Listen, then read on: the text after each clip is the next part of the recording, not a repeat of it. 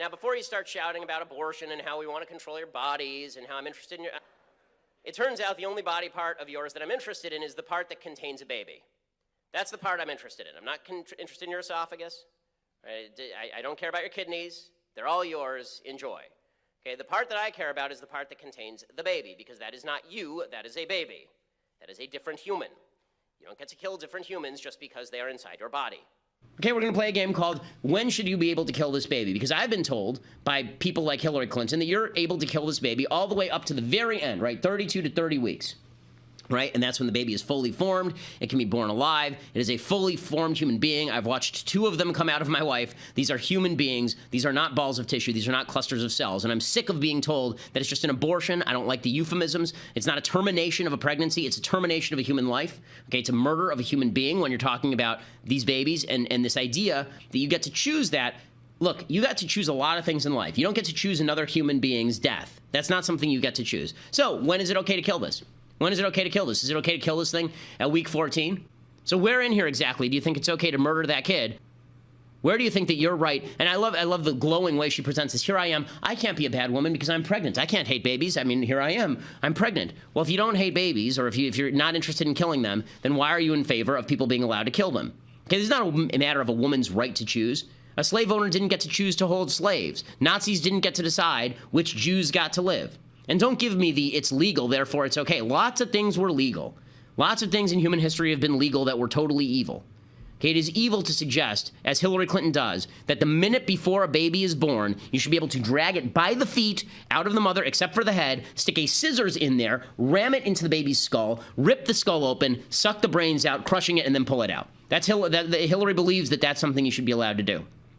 So the response to the, why don't you want to, you care about babies before they're born but not after they're born, right? That's usually the way that this argument goes. Yeah, it's a really dumb argument. It's the same argument as basically saying to somebody, well, there's a guy walking on the street. Should he be murdered or not?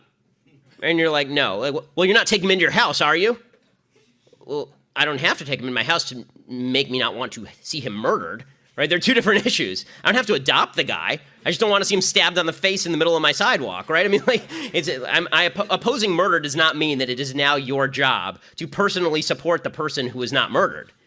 That's a ridiculous standard. I mean, it's a ridiculous standard by any stretch. It's true for all criminal law. You should ask them, you should say this, do you oppose murder? Like an actual murder, I mean like of an adult. Do you oppose you getting stabbed today? Right? Or your friend getting stabbed today? Presumably they will say yes. If not, then you should run. But it's, but if you say, this person, you see this person walking by, do you think it would be good if they got stabbed? Or okay, or acceptable? Would you look the other way if they got stabbed? Presumably they'd say no. You say, well, why don't you adopt, but you're not willing to adopt that person. I mean, you don't care what happens to that person as soon as they get out of your eye line. Right? As soon as they're gone from your sight, you forget about them entirely. What about their problems? What about the fact that they can't afford contraception? How about that? You going to take care of their contraception now? What they do, the left likes to do this. They take 2 questions and they conflate them, and then they pretend that they have moral stature because of that. Right? They do this on abortion a lot. Right? They do it. Their favorite is not that one's a big favorite. The other one that's a big favorite is rape and incest. What do you do about cases of abortion and rape and incest? And as I've said before, how about this? Before we, you can answer the question. I'll give you my answer to the question. But before we do that, how about we stipulate that all of the abortions that are not done for reasons of rape and incest are bad? If you're willing to stipulate that, then I'll take on your second question. Or is it just that you want to talk about rape and incest because you want to lump that together with all the other abortions? Which is really what they want to do, right? They want to say rape and incest. We'll take the hard case and then we'll use that and pretend that that's like the normal case. Okay, 98% of all abortions are not rape and incest. So how about this? How about you assume I'm willing to, how about this? I would even make the trade, just for the sake of saving babies. If all we could do was save 98% of the babies who are not conceived through rape and incest, I'd make a trade with you. It'd be the worst trade ever, but I'd make the trade with you that rape and incest we could still leave up for discussion, but the other 98% of babies, no. Are you okay with that? And of course they'll say no. Say right, because you don't want to have this argument. You're just trying to do a gotcha question. As far as the answer on rape and incest, by the way, the proper answer on rape and incest, if you're a pro-life person on these issues, is rape is horrible, rapists should be castrated or killed, incest is evil, that doesn't mean you get to kill babies. They're 2 separate issues. Okay. So you mentioned how people aren't victims of circumstance. As a general rule, some people are, obviously. But how do you explain people who aren't given access to certain things and stuff and therefore cannot advance? Like, you cite like single mothers and stuff like that, and fathers leaving them. And women, oftentimes, you see it all across the country, Planned Parenthood clinics being closed down and stuff, and they can't get access to contraceptives or abortion and stuff that would stop them from being in that situation. But you think that somehow they should just help themselves, but when in fact... Condoms cost 35 cents. I think they can help themselves. I mean, that's the idea that contraceptives are not available in the United States is absurd. It's absurd. I'm sorry. It's crazy. The idea that you can't get cheap or free condoms anywhere.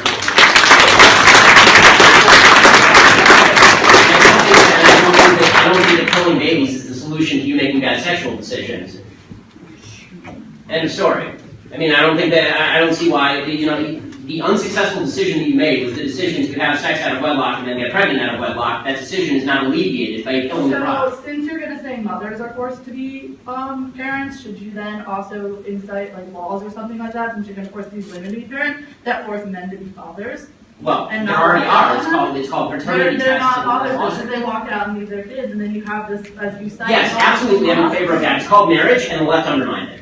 It was awesome. I love it. The system of marriage was the greatest boon to women of all time. Then feminism came along and said women need men like fish need a bicycle. And it turns out that women need men like women need men. That's because we live in a society that's set up so women can't get as far as men. No, it's because God created wombs. So women should just, say suck it and have a child, suck it up and have a child? Well, if you get pregnant, yes, because you don't get to kill things just because it's in your uterus. It's my body. How about you just stay out of it? How about it's a baby How and about you don't get to kill it you're because it's in talking there? so much about how... I don't care about your appendix. I don't care about your thorax. I don't even care about your uterus. I care about what's in it. And I can take out my appendix if I don't want it, so why can't I take out other parts of my body? Because they're not independent living human beings. They're not independently living human beings when they're a bundle of cells. Oh, okay. So let me get this. At what point? So okay, let's assume that your scientific knowledge is vast. Let's assume your scientific knowledge. So are you also against partial birth abortion? I think if I don't understand why people would have a At what point does that bundle of cells become a human being in your view? Sorry. No, really. I mean, this is. I just need to calm down for a second. Sorry, Judge. Do you want to go to another question?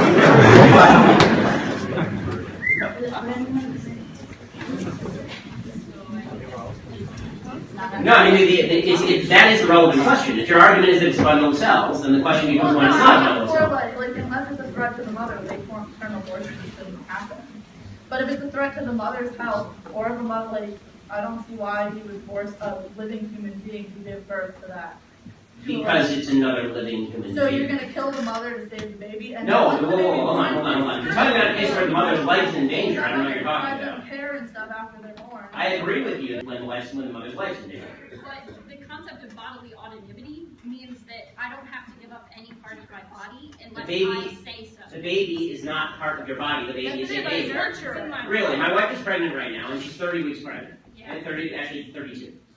That baby is kicking the living crap out of her. Okay, that is a living human being in there. Okay, and I promise you that it is not a bundle of cells. Okay, I can guarantee you it's not a bundle of cells because that is a baby. Okay, and I'm sorry, but a bundle of cells that is requiring her. You're technically a bundle of cells right now. And you stuck a knife through its chest, you'd be charged with first-degree murder. You kill it in the womb, and we call it a human right. That's not a human right because that's a human, and that human doesn't have any rights because you just decided its rights are less important than your right to your own convenience.